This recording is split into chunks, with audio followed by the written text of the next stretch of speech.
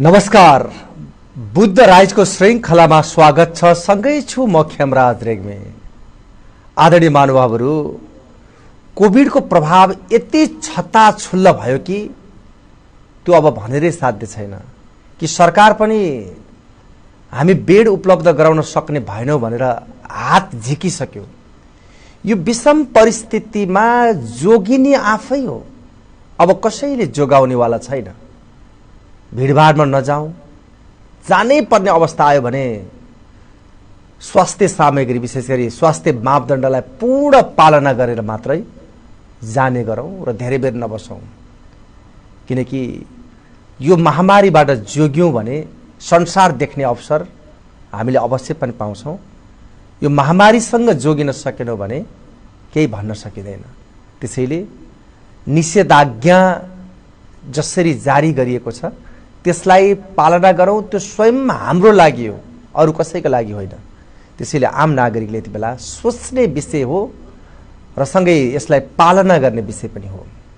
आज हामी विश्वकै शक्तिशाली मुलुकमा गनिने विभिन्न कुराले गर्दा, चाहे त्यो स्वास्थ्यको दृष्टिकोणले होस्, चाहे शिक्षाको दृष्टिकोणले होस्, हरेक दृष्टिकोणले सबल राष्ट्रको रूपमा परिचित भारत अहिले कोभिड-19 कोरोना भाइरसको कारणले गर्दा निकै नै आक्रान्त पुगेको छ, अवस्था पुगेको छ। र त्यहाँ नागरिकहरूले राम्रोसँग स्वास्थ्य लाभ लिन सकिरहेका छैनन् र बेड नपाएर चौरमा सडकमा अक्सिजन दिएर नागरिकलाई बचाउने काम हुँदैछ र दिनानुदिन 3-4 लाख भन्दा बढी संक्रमितको संख्या बढ्दो छ। यो परिस्थितिमा त्यहाँको सरकारले कसरी कार्य सम्पादन गरिरहेको छ र सँगै थुप्रै नेपालीहरू रोजगारीको लागि भारतमा पुगेका छन्। नेपालीहरूको अवस्था कस्तो छ, नेपालीहरूको हितका निम्ति भनेर धेरै सङ्घ सङ्गठनहरू खुलेका छन्, उनीहरूको भूमिका के छ, विशेष गरी दूतावासको भूमिका के छ, यी यावत सन्दर्भमा आज हामी भारतको नयाँ दिल्लीमा रहनुभएका विश्लेषक सफ्टवेयर इन्जिनियर सुनिल कुमार गौतमसँग त्यहाँको वस्तुस्थितिको बारेमा र सँगै नेपालमा नेपालको सरकारले, राजनीतिक दलले कोभिड नियन्त्रणमा खेलेको भूमिकाको सन्दर्भमा पनि आज हामी विश्लेषणात्मक कुराकानी गर्दैछौँ। आउनुहोस्, यो कार्यक्रममा उहाँलाई म स्वागत गर्न चाहन्छु। सुनिलजी, यहाँलाई स्वागत छ। नमस्कार। सर्वप्रथम तपाईहरुले कार्यक्रममा बोलाएर मलाई आफ्ना विचारहरू जुन प्रकट गर्ने एउटा अवसर दिनुभयो, यसको लागि म हार्दिक आभार सहित कृतज्ञता व्यक्त गर्दछु। अब सुनिलजी, तपाईँ भारतको नयाँ दिल्ली साँच्चै कोभिडको दृष्टिकोणले एउटा यस्तो खतरनाक अवस्थामा पुगेको छ, त्यो ठाउँमा बसेर तपाईँ आफ्नो कार्य सम्पादन गरिराख्नु भएको छ र अब ठ्याक्कै भनिदिनुहोस् त्यहाँको परिस्थिति कस्तो छ? म त्यहाँबाट सुरुवात गर्न चाहन्छु खास कुराकानी। दिल्लीमा कस्तो भयो भने खेमराजी, अहिलेसम्म त्यहाँ 1,12,000 मान्छेहरू संक्रमित छन् अनि 15,771 जना मान्छेहरूको डेथ भएको छ। यहाँ डेथ, त्यो बिरामीले डेथ हुनुभन्दा पनि त्यहाँ चाहिँ डेथ कारण अरू एउटा जुन स्वास्थ्य संरचनाहरू जस्तो अक्सिजनहरू अनि दबाईहरू तिनीहरू नपाएर त्यहाँको चाहिँ मान्छेहरूको धेरै मृत्यु भएको छ। त्यहाँ हस्पिटलहरूमा बेड छैनन्, बेड भए पनि त्यहाँ भेन्टिलेटर छैन, अक्सिजन छैन, मान्छेहरू अत्यन्तै विकराल स्थितिमा छन्। त्यसलाई कसरी गर्ने भन्ने सरकार पनि अन्यलमा छ। फेरि यो संघीयता भएको देश भयो, यहाँ के छ भने एउटा सेन्टर र राज्य भनेर हुन्छन्। त्यो सेन्टरले चाहिँ अहिले राज्यलाई अधिकार दिएको छ, राज्यले पनि त्यस्तो एउटा उपलब्धिमूलक कामहरू गरेर त्यसलाई जोगिनु पर्ने थियो, त्यस्तो केही देखिँदैन। अब विशेष गरी तपाईँ एउटा सफ्टवेयर इन्जिनियर हो, तपाईँ आफ्नो कार्य सम्पादन दिल्लीमा बसेर गरिराख्नु भएको छ, किनकि त्यहाँ धेरै अध्ययन पनि तपाईँले गर्नुभयो, यहाँ अध्ययन गरेर जानुभएको व्यक्ति। तपाईँहरू काम गर्ने वातावरण अहिले छ कि छैन? तपाईँहरू घरभित्रै बस्नु भएको छ कि कस्तो अवस्था छ? तपाईँहरूको स्वास्थ्यको लागि त्यहाँको सरकारले कस्तो भूमिका खेलेको छ? यो विषयलाई जोड दिनुहोस् त। खास गरी यहाँ खेमराजी, यिनीहरू हारिसके, यिनीहरूले चाहिँ हात उठाइसके, हामीहरू केही गर्न सक्दैनौँ भनेर भनेका छन्। कस्तो भन्दाखेरि यहाँ यो कोभिडको महामारीमा के हुने रहेछ नि, यसको ठुलो लक्षण भनेको अक्सिजनको मात्रा कम हुँदो रहेछ। अब अक्सिजन नै छैन, अक्सिजन नभएपछि धेरैको डेथ भएछ। डेथ हुनुको प्रमुख कारण त कोभिडले भन्दा पनि अक्सिजन नपाएर डेथ भएछन्। एउटा यहाँ जयपुर गोल्डन हस्पिटल भन्ने थियो, त्यहाँ चाहिँ 25 जना बिरामी भयो। त्यस्तै गङ्गाराम अस्पतालमा चाहिँ 20 जना मान्छेहरू अक्सिजनै नपाएर मृत्यु भयो। अनि बल्लभदेव पटेल भन्ने हस्पिटलमा चाहिँ 2 जना मान्छेहरूको अक्सिजनै नपाएर मृत्यु भयो। यसरी मृत्यु भइरहेछ। यहाँ चाहिँ एउटा कुरो के भन्दा यिनीहरूको जुन एउटा स्वास्थ्य संरचनामा पुर्याउनु पर्ने थियो यिनीहरूले पुर्याएनन्। यो कारणले यहाँ चाहिँ एकदम गम्भीर स्थिति छ।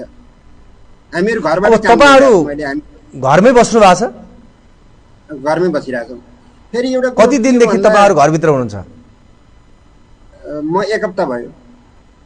खाद्य सामग्रीहरू तपाईहरुलाई चाहिने सब्जीहरू कसरी उपलब्ध भएको छ? कसरी मिलाउनु भएको छ यो समयमा? त्यो खुलिया छ। अति आवश्यक कुराहरूका पसलहरू सबै खुलिया छन्। यो कुराहरू कस्तो रहेछ भने खेमजी, यो बिमारीबाट बच्नलाई सबभन्दा ठुलो कुरो यहाँ 2टाको रोल हुन्छ कि 3टाको रोल हुन्छ। एउटा सरकारको रोल, अनि एउटा मान्छेहरूले अपनाउने सावधानी, अनि कोरोना भाइरसको स्थिति। यो 3टा कुरा हुन्छ। 3टा कुरामा के भयो भन्दा सरकारले यहाँ धेरै कुराहरू सरकारको कमजोरी देखियो। सरकारको कमजोरी के देखियो भने यत्रो कोभिडको महामारी थियो, यस्तो बेलामा पनि यहाँको सरकारले चुनाव गराए। चुनावको रेलीहरूमा मान्छेहरू जमघट भए। मान्छेहरू जमघट भएर उनीहरूले एउटा कोरोनाको लागि चाहिने न्यूनतम सावधानीहरू पनि अपनाएको देखिन्न। जस्तो अहिले भारतको केरल, पश्चिम बङ्गाल, असम, तमिलनाडु यिनीमा चुनाव भएछ। चुनावमा मान्छेहरू आए, भिडभाड भयो। अर्को कुरा के भयो भने जस्तो यिनीहरूले एउटा कुम्भको मेला भनेर गराए। कुम्भ मेलामा पनि धेरै मान्छेहरू गए, त्यहाँबाट धेरै सङ्क्रमित फैलियो। कुम्भ भनेको हिन्दूहरूको आस्था भएको एउटा मेला हो। त्यहाँ धेरै मान्छेहरू जमघट भए। त्यहाँ मान्छेहरूलाई कोरोना भएपछि धेरैजनालाई कोरोना भएछ। जस्तो हाम्रो राजा रानी पनि त्यहाँ कुम्भ मेलामा आउनुभएको थियो, उहाँहरूलाई पनि कोभिड भएछ। यहाँ कहिलेकाहीँ सरकारको लापरवाही चाहिँ हो।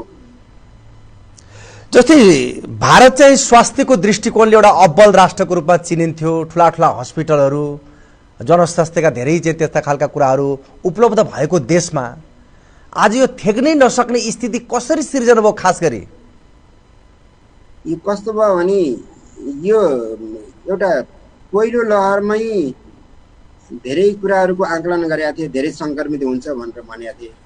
त्यो जुन पहिलो लहरमा जुन मान्छेहरूलाई एउटा सङ्क्रमित हुने गरिएको थियो, जुन एउटा एक्सपेक्ट गरिएको थियो, त्यो ठाउँमा भएन। त्यसको इम्प्याक्ट दोस्रो चरणमा जस्तो कस्तो भयो भने यो बिमारी पनि कस्तो भयो भने खेमजी जनरली यसले कला गरेका छन् जसले लग्जरियस लाइफहरू बिताउँछ नि, जसको एउटा सवालको जिन्दगी, सुख सवालको जिन्दगी बताउँछ, तिनीहरूलाई यो बढी देखिएछ। जस्तो मैले यहाँ हेरिरहेको छु, लेबर क्लासलाई छैन खेमजी। यहाँ झुग्गी झोपडीमा बस्ने, मजदुरी गर्ने तिनीहरूलाई यो देखिँदैन। यसको अर्थमा के हो त भन्दाखेरि यो उच्च मध्यम वर्ग र उच्च वर्ग परिवारहरूलाई धेरै भएछ। जस्तो मुम्बईमा धेरै केस देखिनु पछाडि के भन्दा त्यहाँको लाइफ धेरै सोफिस्टिकेटेड छ। तिनीहरूले सानो कुरालाई पनि टोलरेट गर्न सक्दैनन्। त्यहाँबाट सङ्क्रमित धेरै देखियो।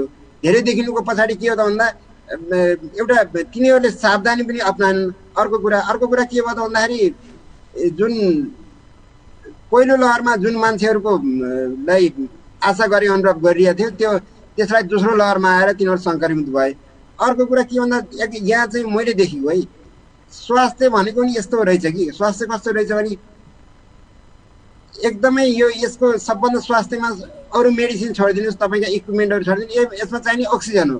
एउटा अक्सिजन चाहिँ जनरली अत्यन्तै इमर्जेन्सी परे मात्रै मान्छेले उत्पादन गर्ने हो। अब मान्छेलाई यो के थाहा यति धेरै अक्सिजनको आवश्यक पर्छ भन्ने, यिनले त्यही अनुसारको अक्सिजन उत्पादन भएन। त्यो कारणले पनि यहाँ सङ्क्रमण बढेको। अर्को कुरा के भने कहिलेकाहीँ सरकारको पनि लापरवाही छ। जस्तो WHO ले पहिले नै भनिदिएको थियो, तपाईँहरू राम्ररी गर्नुहोस्, भारत भनेको ठुलो जनसङ्ख्या भएको देश हो।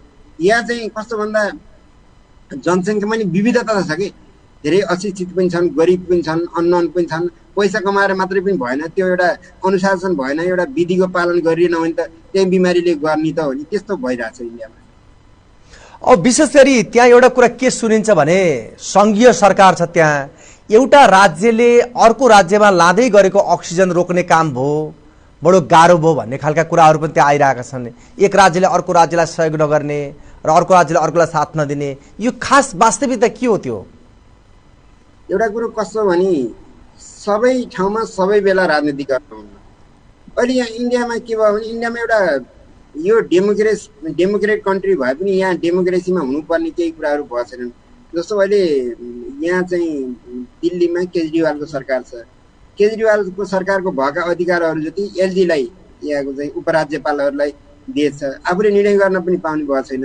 अनि जुन अक्सिजनका मात्राहरू सेम पोलिटिक्स मिल्ने, जस्तो म बिजेपीको स्टेट हो भने म अर्को बिजेपीको स्टेटलाई सहयोग गरेका छन्, अर्को पार्टीको स्टेटलाई सहयोग नगर्ने पनि भएको छ। यहाँ चाहिँ अलिकति त्यो डिस्क्रिमिनेसन चाहिँ भएको छ। अब एउटा कुरा बताइदिनुहोस् त सुनिलजी, किनकि रोजगारीको सिलसिलामा धेरै नेपालीहरू अहिले पनि भारतमा छन्, धेरै प्रान्तहरूमा धेरै ठाउँमा नेपालीहरू बसोबास गरेका छन्। यो कोभिडको कारणले नेपालीलाई कतिको प्रभाव परिरहेको छ र विभिन्न सङ्घ संस्थाहरू त्यहाँ सहयोगको लागि खुलेका पनि छन् र त्यहाँको दूतावासको भूमिका के छ, यो सन्दर्भलाई जोड दिनुहोस् त। खास गरी दूतावासहरूले नम्बर त दिएका छन्, त्यस्तो एक्टिभ रूपमा गरेका छैनन्। अहिले मैले एउटा यो आधिकारिक डाटा त होइन, मैले पाए अनुसार 25 जना जति नेपालीहरूको मृत्यु भइसकेको छ। एकजना चाहिँ नेपाली यहाँ चाहिँ अक्सिजन पाएन, म नेपालमै गएर उपचार गराउँछु भनेर गएको, बाटोमा चाहिँ अक्सिजन नपाएर बाटोमै डेथ भएको भनेर पनि भनेका छन्। अनि 50 भन्दा बढी चाहिँ मोटामोटी रूपमा 50 भन्दा बढी मान्छेहरू अझै पनि नेपालीहरू सङ्क्रमित छन्। अब नेपालीहरू त घर निस्कन खोजिरहेछन्। तर त्यो दूतावासको सहयोगको कुरा के छ खास? दूतावास त्यस्तो सहयोग छैन। म यो पहिलो लहरमा त्यति बेला पनि मैले पनि कन्ट्याक्ट गरिरहेको, म यहाँ धेरै नेपालीहरूले दुःख पाए भनेर त्यस्तो एक्टिभली गरेका छैन खेमजी दूतावासले, गर्नुपर्ने भूमिकाहरू केही पनि गरेका छैन। अनि विभिन्न सङ्घ संस्थाहरू पनि खुलेका छन्, प्रवासी भारतीय नेपालको लाई सन्दर्भमा खुलेका धेरै सङ्घ संस्थाहरू छन्, तिनीहरूको भूमिका के छ खास? निस्किरहेछ छैन केही पनि। तिनीहरू के भयो भने योभन्दा अगाडि एकजना सुनिता कुँवर भन्ने यो काङ्ग्रेससँग सम्बन्धित प्रवासी सङ्घकी सभापति थिइन्, तिनले चाहिँ एक्टिभ भएर काम गरिरहेकी थिइन्। अनि तिनी स्वयंलाई कोभिड भयो पहिलो पटक। अहिले चाहिँ उनी होइन आफू बजाउन ठुलो कुरो रहेछ, अब यो घरबाट ननिस्कनुहोस्, म पनि निस्किँदैन, जसलाई सहयोग गर्ने हो डिजिटल ट्रान्जेक्सनको माध्यमले यो माध्यमले मैले गरिरहेछु भनेर उसले भन्थिन्। मान्छेहरू आफै डराइरहेछन् केन्द्री। सन्तासपूर्ण वातावरण छ है एकदम। यहाँ कुरा के भयो भने इन्डियामा फैलिनुको पछाडि यहाँ धेरै रिजनहरू छन्। पहिलो रिजन के भयो भने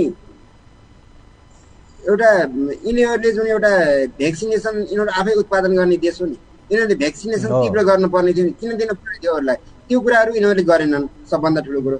अर्को कुरो चाहिँ जस्तो यो सभा सम्मेलन चुनावहरू अहिले गराउनु पर्ने स्थिति पनि थिएन, गराए पनि एउटा निश्चित एउटा क्राइटेरिया दिएर यतिभन्दा मान्छे जमघट हुन नपाउने, यो सावधानी अप्नाउनु पर्ने, त्यो पनि केही पनि गरेनन्। अनि यो कुम्भको मेला होइन, भगवान हुन्, हामी पनि हिन्दू हौँ, हामीलाई पनि भगवान चाहिन्छन्, भगवान हुनन् भने अनि यो कुम्भको मेला बनाउनु पर्ने कुरा के थियो र? जब कोभिड भइरहेको थियो भनेदेखि त यो बनाउनु कोभिड त्यो कुम्भको मेलाले पनि त्यहाँ उ गरिरहेको छ। अर्को कुरा के भयो भने एन्टिबडी भन्ने जुन डेभलप हुन्छ त्यो इन्डियामा 25% मात्रै एन्टिबडी डेभलप भएको छ, भनेको 4 जना मध्ये 1 जनाले मात्रै त्यो कोरोनासँग लड्न सक्ने क्षमता डेभलप भएको छ। त्यस्तै नेपालमा चाहिँ 12.5 भनेको 8 जना मध्ये 1 जनालाई मात्रै कोरोनासँग लड्ने एन्टिबडी डेभलप भएको छ। यो कुरा त के हो भने खेमजी, जबसम्म 60 देखि 70% मान्छेहरूलाई एकपटक कोरोना भएर तिनीहरूमा एन्टिबडी डेभलप भएर हार्ड इम्युनिटी डेभलप भएर बचेको चाहिँ 30 देखि 40% को जनसङ्ख्या चाहिँ कहीँ मुभ नभएर एकता किर भएर बस्यो भने मात्रै यो चाहिँ कन्ट्रोलमा आउँछ, अन्यथा यो कन्ट्रोलमा आउन गाह्रो छ। के छ अब भारतमा विशेष गरी अब भयावह स्थिति छ, हामीले बुझ्दाखेरि मिडियाको माध्यमबाट सुन्दाखेरि हेर्दाखेरि अब त्यहाँको सरकारले के पहल गरिरहेको छ अहिले पछिल्लो समय तपाईँ पाएको जानकारी अनुसार? त्यो जस्तो अक्सिजनको मात्रा कम भएर इन्डस्ट्रीमा उत्पादन भएको अक्सिजनलाई पनि मेडिकल अक्सिजनमा कन्भर्ट गर्ने, अक्सिजनहरू मगाउने गरेको छ।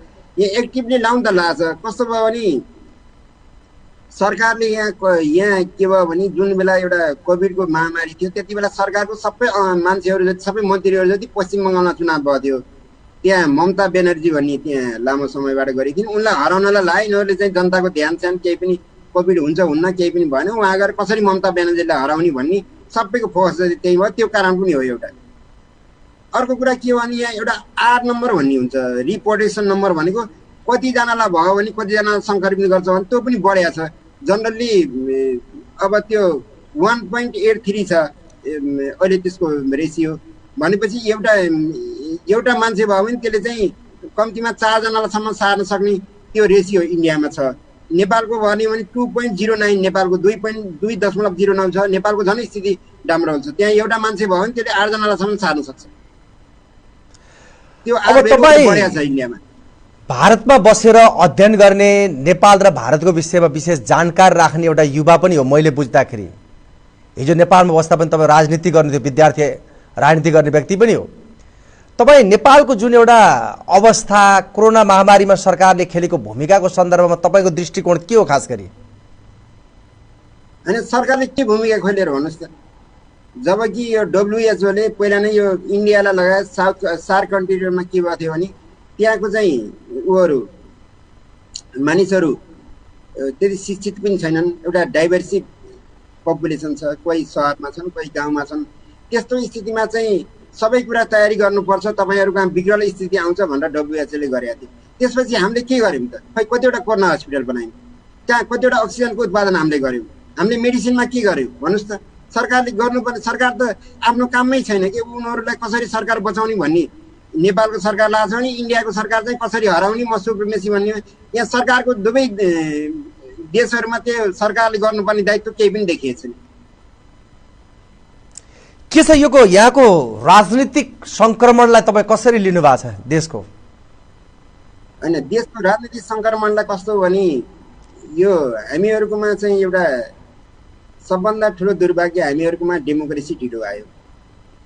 जस्तो अरू 100 वर्ष अगाडि आउनुपर्ने डेमोक्रेसी हामी कहाँ धेरै ढिलो आयो। जस्तो इन्डियामा पनि हामीभन्दा धेरै चाँडै डेमोक्रेसी आयो। कम्तीमा त्यहाँ सुरुमा के गर्यो भने जवाहरलाल नेहरूले 15 वर्ष कन्टिन्यू चलाए। केही मूल्य मान्यताहरू स्थापित भए, त्यो मूल्य मान्यताहरूलाई कन्टिन्यू छ। जस्तो हामी कहाँ जस्तो पटक पटक सरकार बदल्ने फेरिने त्यस्तो केही पनि भएको छैन। हामीहरूकोमा एउटा जुन मूल्य मान्यता त्यो स्थापित हुन सकेन। किन सकेन भने सुरुमै हामीहरूलाई एउटा डेमोक्रेसी नै असफल छ कि भन्ने कुराहरू भयो कि। जस्तो तपाईँले चाहिँ नेपालको राजनीति तपाईँलाई पनि थाहा छ, 2048 सालमा गिरिजाप्रसाद कोइरालालाई पूर्ण बहुमत दिएर सरकार बनाउने चाहिँ जिम्मेवारी दिएर पठाए। कम्तीमा उनले 5 वर्ष राम्रोसँग चलाइदिए भएदेखि एउटा मूल्य मान्यता के स्थापित हुन्थे, देशमा एउटा राजनीतिक स्थिरता हुन्थ्यो। त्यो स्थिरता अहिले त्यो स्थिरताले केही आउटकम आउँथ्यो, त्यस्तो केही पनि भएन। अब हामीहरूकोमा के भयो भने सबभन्दा ठुलो कुरो के भयो भने राजनीति भनेको एउटा सङ्गठन हो। सङ्गठनभित्र सबैको आफ्नो अस्तित्व हुन्छ, आफ्नो एउटा पावर हुन्छ, शक्ति हुन्छ। त्यो सबैलाई मिलेर गर्नुपर्ने भयो। सबभन्दा ठुलो कुरो के भयो भन्दा नेपालमा यो एउटा राजनीतिको एउटा विकराल स्थिति आउनुको पछाडि के हो भन्दा यहाँ पावर सेयरिङ भएन। खेम्जी जो मान्छे चाहिँ सुप्रिमेसी भन्छ उसले अर्कोलाई भ्यालु नै नदिने। जस्तो गिरिजाको पालामा पनि त्यस्तो हुन्थेन नि। उनले कम्तीमा देउपा सेउपा सङ्गठन हो, सङ्गठनभित्र म मात्रै छैन, मलाई सङ्गठनले बनाएको, सङ्गठनभित्र धेरै मान्छेहरू हुन्छन् भनेर त्यति बेला गिरिजाले त्यो सबैलाई भ्यालु दिएको भएदेखि, सबैलाई पावर सेयरिङ गरेको भएदेखि हुन्थेन। अब अहिले आएर यो स्थिति आउनु पनि त्यही केपी ओलीको पनि त्यो गल्ती हो। केपी ओलीले पावर सेयरिङ नै गरेनन्। म भएपछि म बाहेक कोही हुन्न, मेरो कुर्सीपाले छिन्छ भन्ने एउटा जुन एउटा उग्र सोच गरायो, त्यो सोचको कारणले अहिले यस्तो अत्यन्त चिन्ताजनक स्थितिमा देश छ। यही बेलामा कोभिडको महामारी छ। अब उनीहरूलाई त कोभिडबाट जनता बचाउने भन्दा पनि आफ्नो सरकार कसरी बचाउने, म कतिसम्म यसको लागि म सरकारमा बसिरहेको छु भन्ने त्यो कुरातिर ध्यान केन्द्रित भयो जस्तो मलाई अनुभूति हुन्छ। अब एउटा कुरा सुनिलजी, म खास गरी तपाईँ भारतमै रहेको नाताले, तपाईँ दिल्लीमै बसेको नाताले मैले खास गरी के कुरा सोध्न चाहन्छु भने कयौँ नेपालीहरू रोजगारीको लागि भारत जान्छन्। अहिले अब त्यहाँ काम गर्ने अवसर पनि पक्का पनि छैन होला, त्यो भोकमरीको समस्या लाग्ने हो कि भन्ने खालको आशंका छ। के छ नेपालीको खास स्थितिको विषयमा बताइदिनुहोस् न। अहिले कस्तो भयो भने खेमजी जस्ट लकडाउन सुरु भएछ। अहिले 1 हप्तासम्म त कसैले कमाएर राखे होलान्, कसैले चिनी किनेर दाल साल किनेर राखे होलान्, त्यो काम चलिरहेछ। अब अझै यो चाहिँ अझै लामो लम्बियो भने त्यसपछि त्यो तपाईँले भन्नु जस्तो भुकमरीको स्थिति, अप्ठ्यारो स्थिति अब अहिले तत्काललाई त्यस्तो देखिँदैन। खेमजी के छ, सङ्घ संस्थाहरूको सहयोग पनि रहला नि त? सङ्घ संस्थाहरूको सहयोग भन्ने त्यस्तो हुँदैन कि म यो पटक त मैले केही एक्टिभ गरेको छैन। पहिलोपटक मैले चाहिँ धेरै सङ्घ संस्थाहरूसँग गरेँ, आबद्ध गरेँ। त्यो सङ्घ संस्थाहरूले पनि अब उनीहरू कुनै एउटा राजनीतिक आउटपुटको लागि, राजनीतिको लागि गरेको जस्तो त्यो समाजसेवाको लागि कसले गर्ने, कसैले पनि गर्दैनन्। भएको देशमा भएको सरकारले त आफ्नो बारेमा सोध्छन् भने प्रवासीहरू यहाँ चाहिँ 2-4 पैसा कमाउन आएका उनीहरूले, तिनीहरू सङ्घ संस्था हुने पनि ती प्रवासी पनि त्यस्तो छैन। बाहिर हेर्दा सङ्घ संस्थाले गरे होला भने त्यस्तो केही गरेका छन्। अब तपाईँ आर्थिक विषय सम्बन्धी, अर्थ सम्बन्धी जानकार पनि हो मैले बुझ्दाखेरि। के छ अब यो धक्काले, यो कोरोना महामारीले आर्थिक पक्ष कस्तो रहला? अब दुवै देशको विषयमा बोलिदिनुहोस् न, भारत र नेपालको विषयमा। आर्थिकमा चाहिँ धेरै कुराहरू। अब यो आर्थिकमा जस्तो अब उत्पादनहरू कम हुने, अब जस्तो कोभिड भएछन्, मान्छेहरू लेबरहरू बाहिर गएछन्, बाहिर गएपछि यहाँ उत्पादन कम हुन्छ।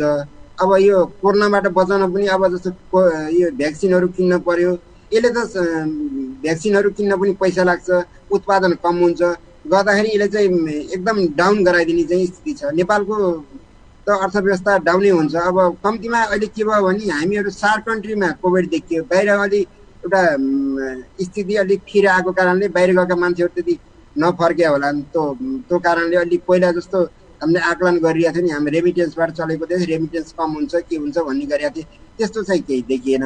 अब चाहिँ जुन डोमेस्टिक प्रोडक्ट हो त्यो डोमेस्टिक प्रोडक्टबाट कम हुन्छ, जिडिपी चाहिँ डाउन हुनसक्छ। के छ अब तपाईँले त्यहाँ बसेर आकलन गर्दाखेरि यहाँको सरकारले अब के भूमिका खेल्नुपर्छ, यहाँका सङ्घ संस्थाहरू, राजनीतिक पार्टीहरूको भूमिका के हुनुपर्छ यो अहिलेको जटिल परिस्थितिमा? जटिल परिस्थितिमा सबभन्दा ठुलो कुरो के हो भने यो बिमारीमा चाहिने भनेको अक्सिजन हो। त्यो अक्सिजनको उत्पादन या अक्सिजनको व्यवस्था गर्ने कुराहरू सरकारले पहिला त्यो कुरामा ध्यान दियोस्। सबभन्दा ठुलो कुरो अक्सिजन बचाएर राख्नुहोस्। अक्सिजन भयो भने त्यस्तो छिटो यो डेथ चाहिँ हुँदैन। अलिकता इम्युनिटी भएको मान्छेहरूलाई यो बिमारी भए पनि छिटो नै सन्चो हुन्छ, त्यस्तो लामो समयसम्म या दीर्घकालीन असर त्यस्तो केही पनि गर्दैन। अब सरकारको जोड के भन्दाखेरि भिटामिन सी अनि जिङ्क ट्याब्लेटहरू अनि अक्सिजन यिनीहरूको व्यवस्था गर्नेतिर सरकार लाओस्। अब सरकारले कसरी गरिरहेछ, के गरिरहेछ त्यो अर्को ठाउँमा छ। अक्सिजन प्लान्ट लाउन धेरै पैसा पनि लाग्दैन। यो इन्डियामा एउटा प्लान्ट लाउनलाई 25 लाख 80 लाख छ भनेपछि त्यसको डबलै भयो भने नेपालमा पुर्याउँदाखेरि 80 लाखमा नेपालमा पनि अक्सिजन प्लान्ट लाउँछ। हामी कहाँ चाहिँ अक्सिजनको व्यवस्था यहाँभन्दा अलिकता राम्रो पनि छ किनकि जस्तो हामी कहाँ जति पनि हस्पिटल छन् तिनीहरूको आफ्नै प्रोडक्सन छ अक्सिजनको। अब त्यो उत्पादन भएको अक्सिजनले धेरै भयो भने नपुग्ला, त्यो आफ्नो ठाउँमा छ। हामीहरूमा बरु हस्पिटल कम छन्, जुन जुन हस्पिटलमा छन् तिनीमा एउटा अक्सिजनहरूको प्लान्ट छ, त्यसले पनि केही राहत त होला। तर सरकारले यसमा चाहिँ जिम्मेवार भएर राख्नुपर्छ। अब खै तपाईँहरू त्यहाँ बुटोलमा हुनुहुन्छ, अक्सिजनको कमी हुन थालिसक्यो होला, मान्छेले लुकाउने, सिलिन्डर घरमा ल्याएर राख्ने त्यस्तो गर्न थालिसके। सबभन्दा ठुलो कुरो अक्सिजनको अरेन्जमेन्ट गर्यो भने त यो बिमारीबाट बच्न सकिन्छ। अब तपाईँ यो जुन खोपको कुरा गरिराख्नु भएको छ नि, खोपको प्रसङ्ग म जोड्न चाहेँ। अब यो खोप लागेका मानिसहरूमा सङ्क्रमण कति देखिया छ र खोप लागि डोज पुरा गरेका मान्छेहरू मृत्यु भएको छ कि छैन, तपाईँ के देख्नुभयो? होइन, यो कस्तो भने यो खोप एन्टिभाइरस होइन खेमजी। भन्नाले हामीहरूमा जस्तै तपाईँहरूले कुनै तपाईँको शरीरमा भाइरस छ भने एन्टिभाइरस दियो भने त्यो एउटा एन्टिभाइरसले गर्दा त्यो भाइरसलाई मारिदिएर त्यो रिकभर हुने। यो चाहिँ के हो भने तपाईँ त्यो भाइरससँग लड्ने इम्युनिटी डेभलप गर्ने खोप हो। अब यसले चाहिँ 100% यो रिलेबल छ भन्ने पनि छैन। त्यहाँ एउटा गङ्गाराम अस्पताल भन्नेमा चाहिँ खोप लगाएका मान्छेहरूमा पनि सङ्क्रमण देखियो भन्ने कुराहरू छ।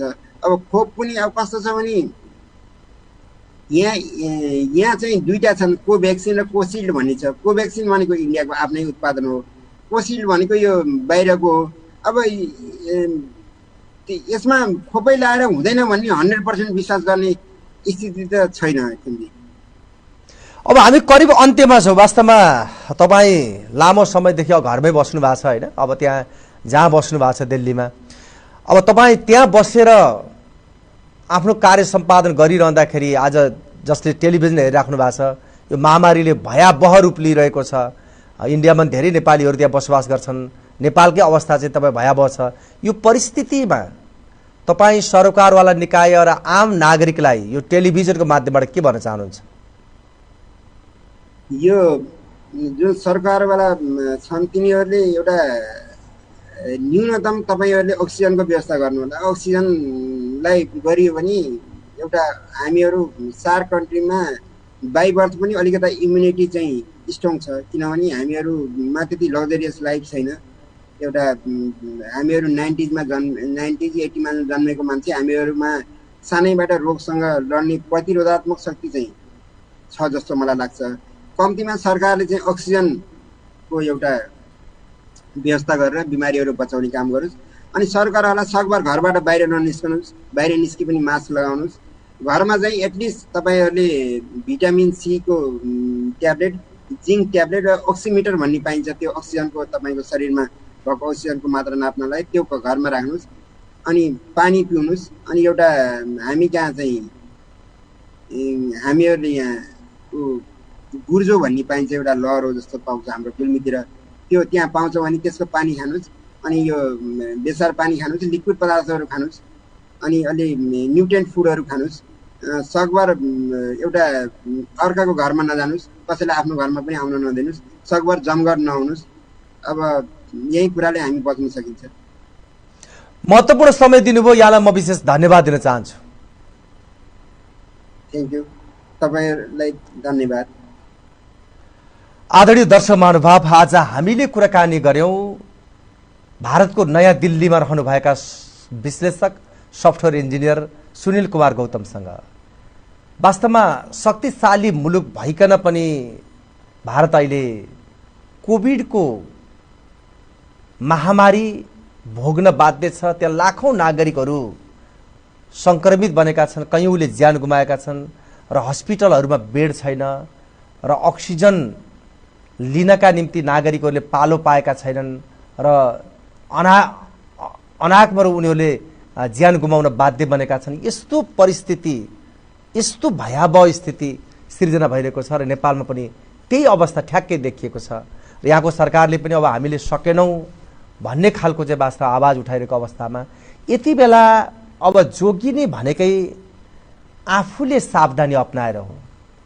बाँच्यो भने संसार देखिन्छ, बाँचिएन भने संसार देख्न सकिँदैन।